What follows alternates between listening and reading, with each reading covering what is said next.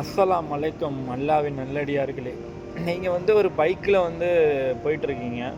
போகிற வழியில் பார்த்தீங்கன்னா பைக்கு பஞ்சர் ஆகி நின்றுவீங்க. அந்த பைக்கு பஞ்சர் ஆகி போச்சுன்னா என்ன செய்வீங்க? கடையில் கொடுத்து டயர் மாற்றுவீங்க, இல்லை டீப்பு மாற்றுவீங்க. அதே மாதிரி தான் நம்ம உடம்புல அல்லாஹ் கிட்னி, மூளை, கண், காதுன்னு இப்படி எவ்வளோ படைச்சிருக்கான்.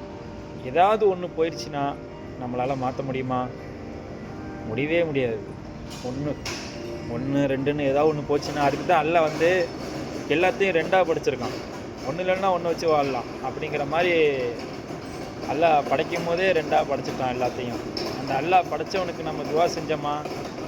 கிடையவே கிடையாது. சிந்திச்சு பாருங்கள் மக்களே, சிந்திங்க. டயர் பஞ்சராக போச்சுன்னா ஒட்ட வச்சுக்கலாம். உடம்பு பஞ்சராக போச்சுன்னா அல்லாஹ் ஒருத்தன் தான் ஒட்ட வைப்பான். அல்லாஹ்வுக்கு நன்றி செலுத்துங்க. அல்லாஹ் ஒருத்தன் தான் உங்கள் உடம்பையே ஆட்டி படிக்கிறான். உங்கள் உலகத்தில் வாழக்கூடிய அனைத்து பொருட்களையும், உங்கள் உலகத்தில் வாழக்கூடிய அனைத்து அதான பொருள், பணம் எல்லாத்தையும் ஆட்டி குடிக்கிறவன் அல்லாஹ் ஒருவனே.